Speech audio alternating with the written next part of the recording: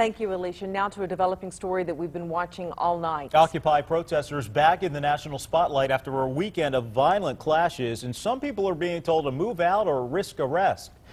News Channel 5's Josh Boos is working on this in the Breaking News Center. Josh, we understand you got reaction from the Occupy Cleveland overnight? Yeah, I talked to them not too long ago. They're actually really frustrated after this violent weekend for both protesters and police. And at least one man out there told me he feels like no one is standing up for these groups.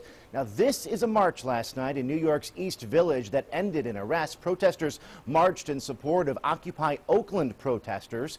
On Saturday, about 400 people were arrested in Oakland after police say some people broke into City Hall and caused damage there. Police sprayed tear gas and beanbag bullets after they say protesters started destroying a vacant construction site and throwing rocks at police officers. And then in Washington, D.C., the Park Service told protesters there over the weekend they had until noon today to move their campsites a few blocks from the White House or they would be arrested. Now, I caught up with the Occupy Cleveland group overnight tonight. Only 2 people were there camped out, and they admit the violence in some cities is hurting their numbers. Do you think that affects people not coming out? Oh, most definitely, yeah. Even the arrests here that weren't even that bad and that big, people got scared and left. But I don't think that should deter people. I think sometimes even that encourages people. Sometimes people come out.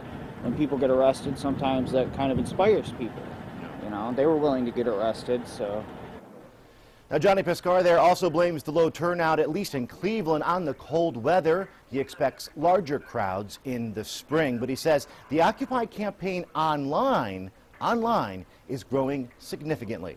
Live in the Breaking News Center, Josh Boos, News Channel 5. Mike and Macy, back into you. Well, Christine says 50s are in the forecast, so we'll let everybody know how big those protests get. Thank you so much, Josh.